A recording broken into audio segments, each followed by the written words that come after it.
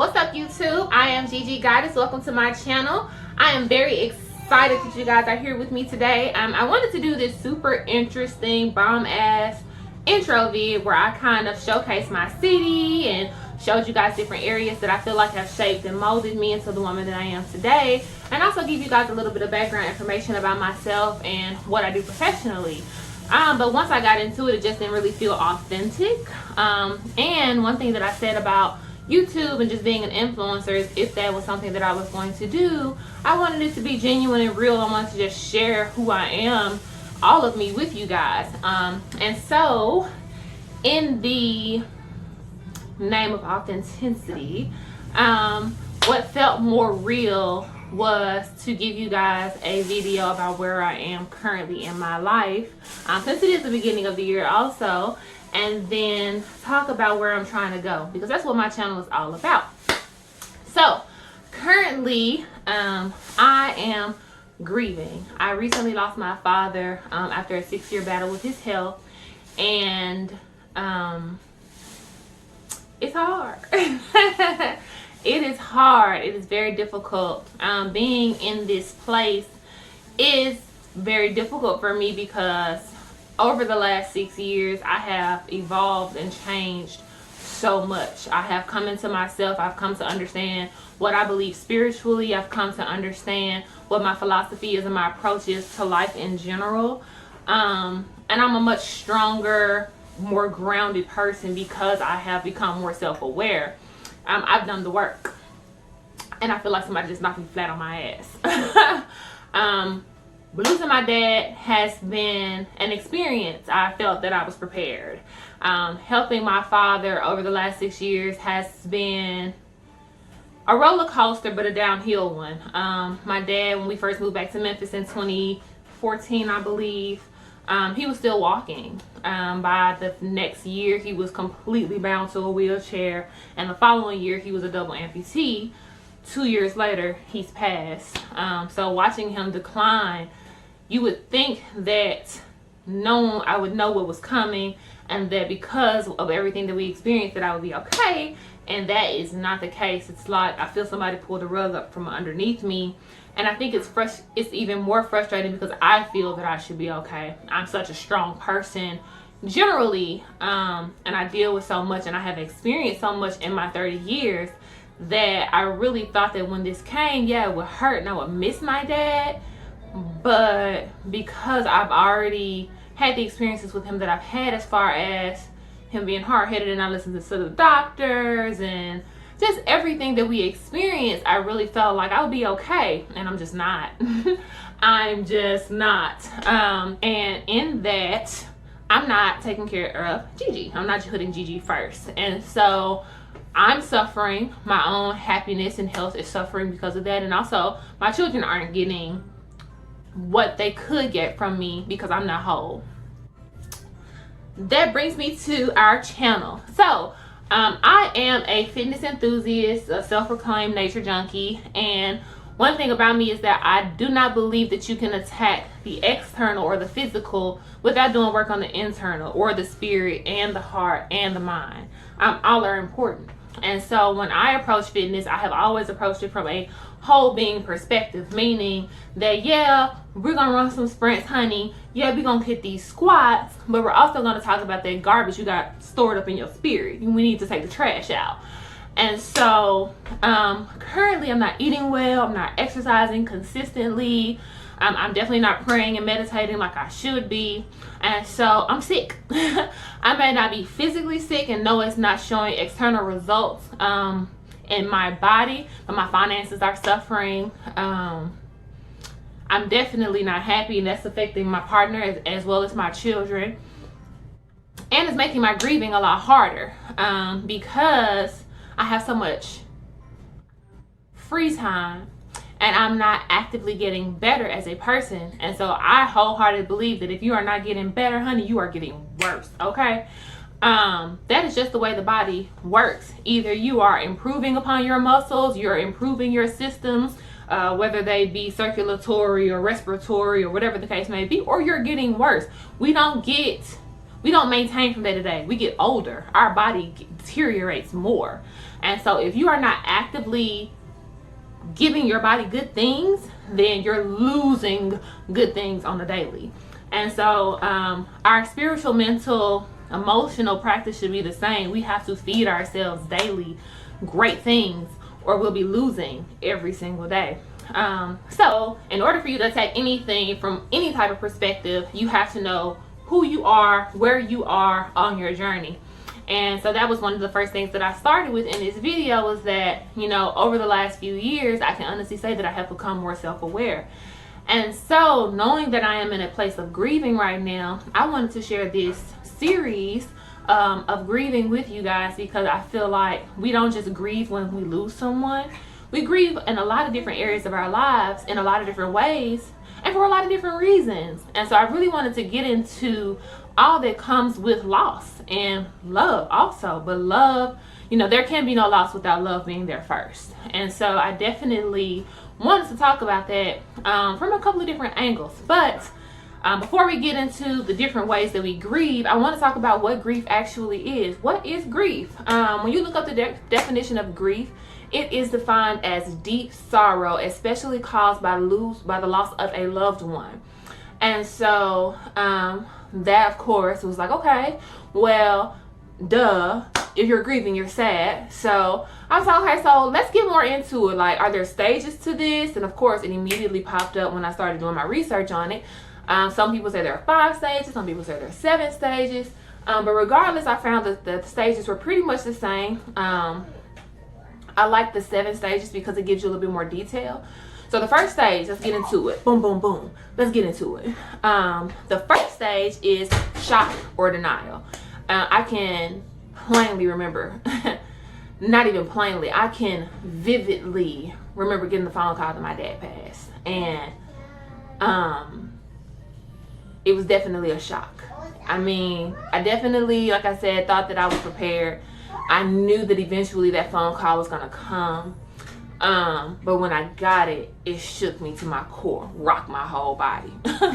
Rocked my whole body. And I literally felt like I was in a daze, just in a daze. The whole day, my brain was just cloudy. And that first phase is a doozy, honey. It's exhausting. It is difficult. Because you're constantly in a state of shock. It's like your body and your mind are constantly going through this thing where you're forgetting that whoever you lost has passed. Every morning I was waking up saying I need to go to the nursing home and see my dad, and then I would have to remember all over again, like, oh, you don't have to go to the nursing home because he's already gone. So I would have to go through the shock again daily for weeks. And it's not fun. It's hard. And that is a very difficult stage to be in. This is probably one of the most volatile stages because your loved ones just don't know how to comfort you. People don't know what to say to you. And you're literally like a landmine. Anything can set you off. Any memory, any smell. And this is the hard stage. So my advice is just be patient. Eventually, you have to come to terms with your reality, and so you won't be shocked forever. I will say that the shock phase to me is quick, because once you put your loved one to rest, whatever the decisions you guys make about arrangements, once those arrangements have been executed, it kind of puts you in a different place, because it's like, whew, I can breathe now. This is real. This happened, but it's over, or at least you think it's over. You think it's over. That first day, you think it's over. You're like, okay, good. Now life can get back to normal. I can start to get back to my normal routine, and then that's when phase 2 hits. Boom. So stage 2 is your pain or guilt phase. This is your phase where it's just hurting. It's like, okay, I don't have to be reminded when I wake up in the morning that my dad passed, because I'm waking up and my heart in pieces already. I'm waking up on the wrong side of the bed. I'm waking up already in tears. And so this is the part where it just hurts. Every memory hurts. Every reference to this person hurts. For me, my children, my dad has strong genes. My partner and I, we favor anyway, so our kids look like both of us. But when I look at my children, I see my father. So on a daily, it was like the first couple of weeks, it just hurt to even look at them. It just hurts. Everything hurt. And this is also the time where you start thinking about all the things that you woulda, coulda, shoulda done. Woulda, coulda, shoulda is the devil. And just don't buy into that, because it's torture for no reason. It's cruel and unusual punishment. And most times, you know what you did or didn't do with your loved one or for your loved one before they pass. And so you just have to focus on the good. My father and I went at it. We fought constantly because I just wanted what was best for him. And it took me a long time to learn that what was best for him was whatever made him happy. And I just needed to accept that it was his life, and whatever choices he made were his to make. And I was there as a support role. It took me a long time to come to terms with. And even at the end, it was still difficult. My father I was feeling guilty about things that I know I shouldn't have been guilty for. My father wanted to transfer to another nursing home at the end, and I was blocking the transfer. Totally, 100%. And I had other family members to get involved and help facilitate the transfer. And my father passed less than 48 hours after he was transferred to a new facility. I knew he couldn't handle it.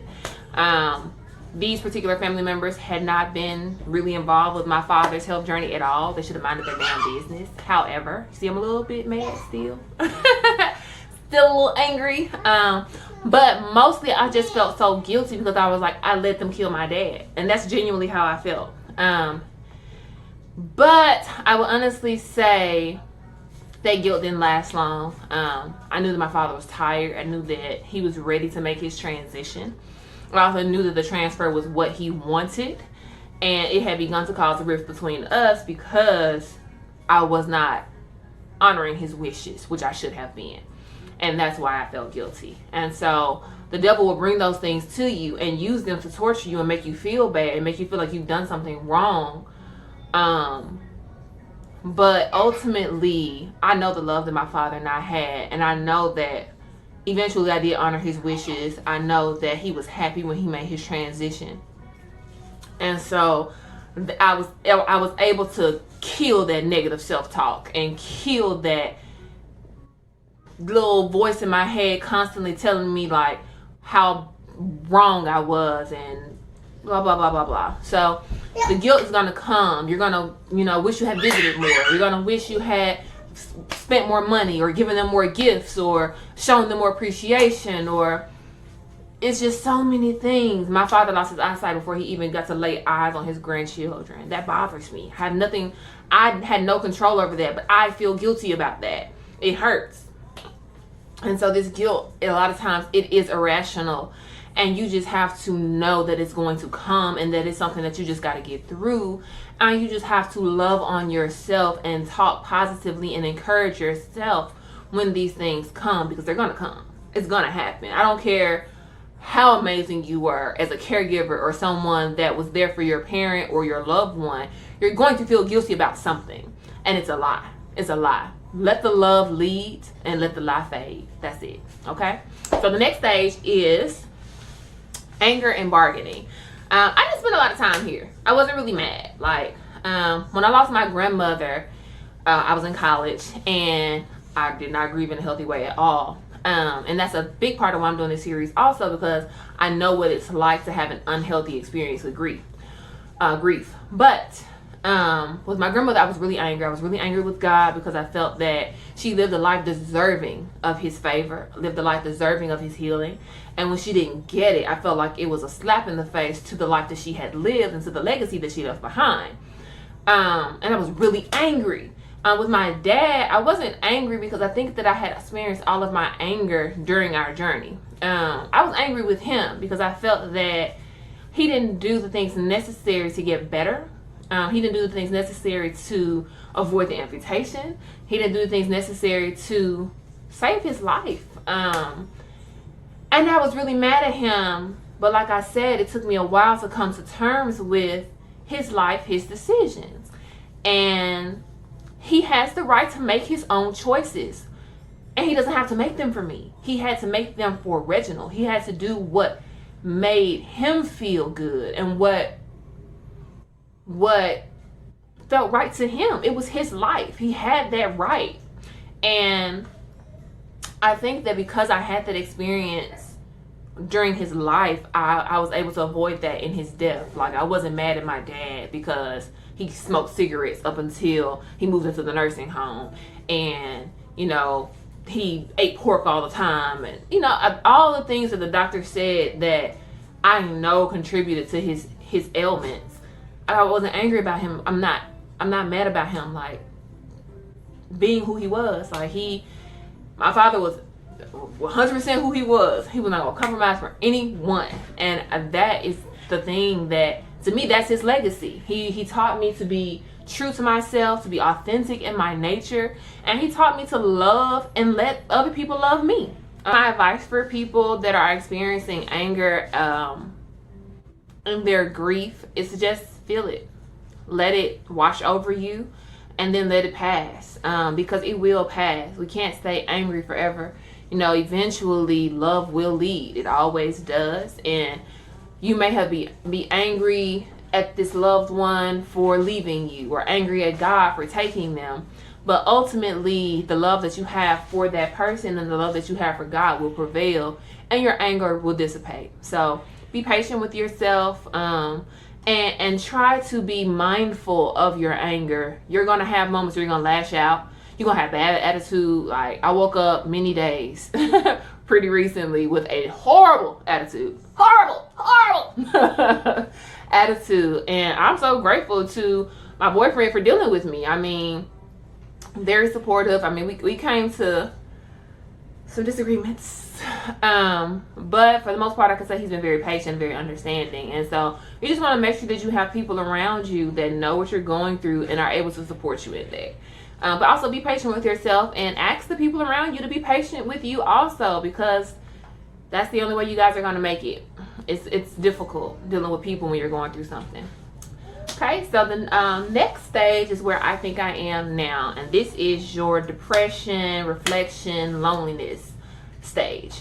I think I'm coming out of it, but I definitely have been intensely sad, and not for no reason, because obviously I know I'm grieving, but in my daily life, in my routines, in my relationships, I have no reason to be unhappy right now. I can say that everything is going pretty good. Knock on wood. Thank you. Here.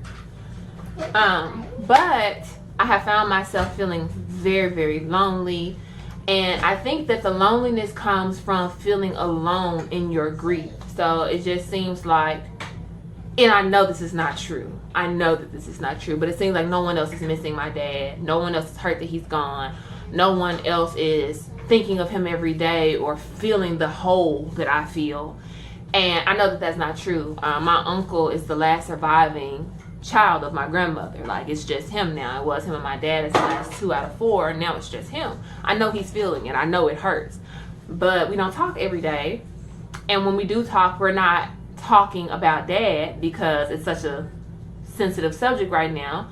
So it's like, I feel very alone in my feelings. And it's like, it's very difficult too, being such a strong person and having such intense feelings by yourself. As much as I know that my partner is supportive and he loves me and he wants me to be okay, it wasn't his father.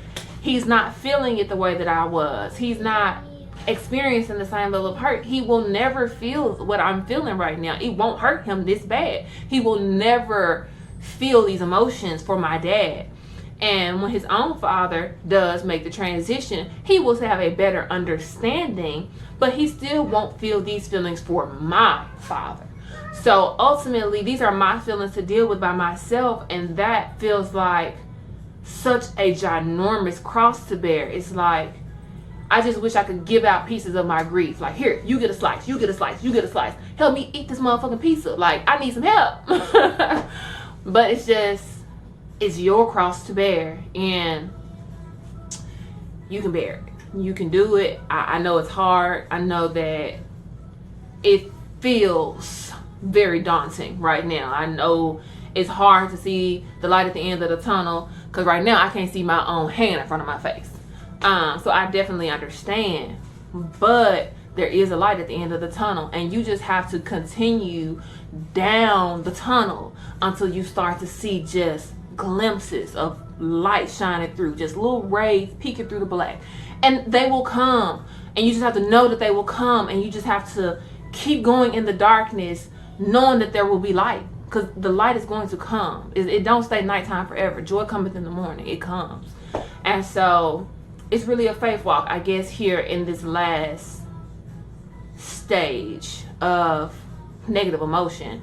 It's really a faith walk. It's like, okay, you know, to me, the world is like going mental health crazy right now. And it's a good thing, because mental health issues are something that needs to be brought up and brought up more and more, and needs to be normalized and all of that good stuff.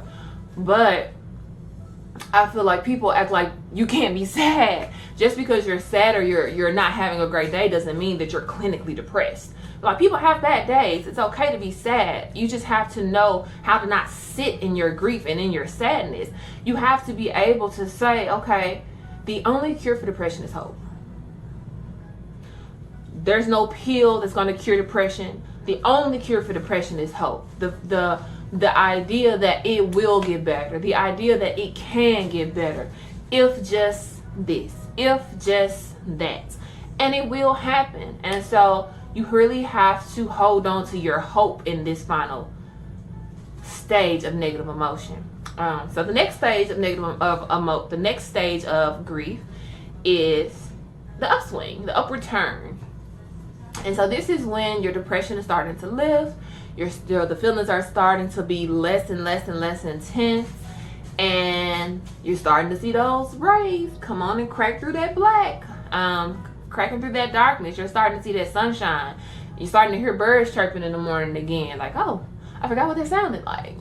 You know what I mean? Like, the dark cloud is starting to lift. The rain is starting to slow down. It's sprinkling outside. You know, it's still wet, but it's sprinkling. You know what I mean? So, after that, you have reconstruction. This is when you're able to put the cross down. And now I can start working on getting better. I can start putting the pieces back together. Finding joy after the hope.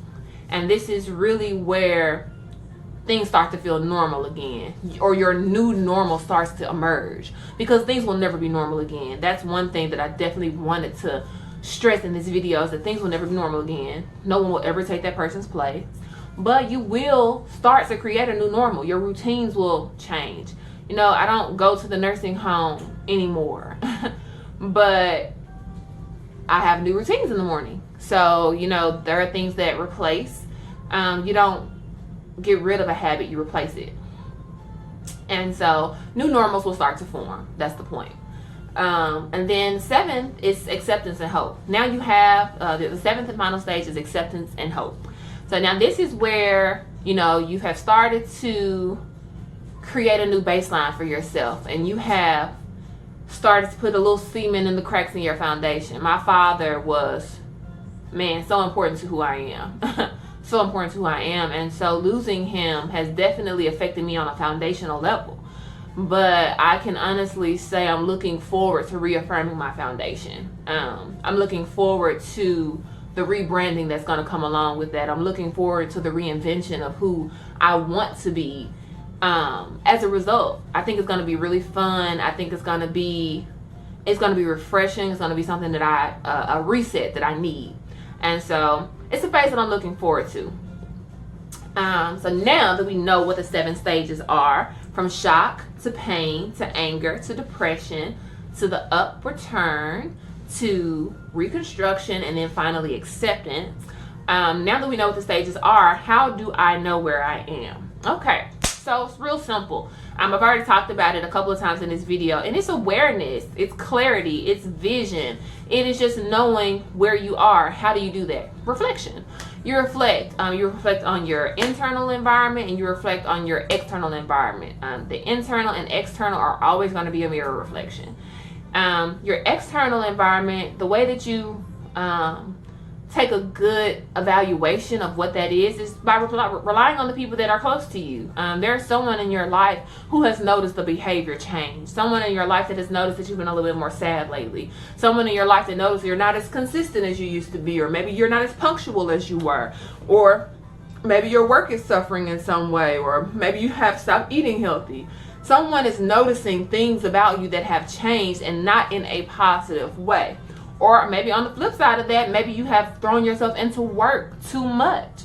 Maybe you're eating, maybe you're not giving yourself enough rewards and indulgences. Like, there are lots of different ways that your external environment speaks to where you are internally. And internally, you just have to be able to take stock and be honest with yourself about where you are. If you are not keeping your word, you have to be able to criticize yourself in a positive way. Like, hey girl, I know we're going through something, but word is bond. Let's get back right. Like, be able to criticize yourself, be self-aware, and know where you're lacking, so that you can say, okay, I'm struggling a little bit right now, and maybe I'm just struggling in this one particular area. So let me reset, and then let me get back at it. Okay, great. And so now that I know where I am, I'm angry, or I'm depressed, or I'm feeling better. Now that I know where I am, what do I do about it? Well, I would say embrace it. Embrace exactly where you are. If you are angry, be angry. If you are hurting, hurt, feel it. Embrace that feeling, so that you can go ahead and move out of it. When we ignore how we feel, or we try to avoid certain feelings, all we do is we make them larger and more intense and more powerful. Sometimes the way to vanquish a demon is just by having some holy boldness and looking it dead in the face and saying, you will not win. You will not have me. You will not have this victory. And that brings me to the next point of what do I do about it. You prepare for the next phase. You prepare for the next stage. So when I was really, really angry, I knew I was really, really angry. I'm an Aries. I have a temper anyway. So that's not an unfamiliar feeling for me, but it is a feeling that I have learned to control. And so being in that place, I was ready to move out of it. I was like, okay, I know I'm mad. It's cool. Like, I'm going to be mad. I'm going to try not to lash out at nobody, but I'm going to be mad. But I was ready to move into the next phase. I was like, okay, well, what do I need to do to prepare for my next phase? And the next phase was depression. So I was like, well, this is not going to be fun either. But at least I know how to self-soothe. Okay, well, if I'm going to be depressed, I know that I love to take baths. So let me go get me some sea salts and some essential oils that are going to make my baths. They're such a refreshing time for me, and just a time where I can recharge. You just do things to prepare for the next stage. If you are in the pain/guilt phase, and you're going to be angry, a great technique would be to, a great thing for you to do would be to figure out some calming technique. So if the woo side doesn't work for you, but counting backwards does, then maybe figure that out ahead of time. So then when the anger does come, you'll already have techniques that you can use to calm yourself. This has been extremely therapeutic for me, guys. I'm really glad that we got the chance to do this intro vid and to really talk about grief. Like, what is it? How do I know where I am?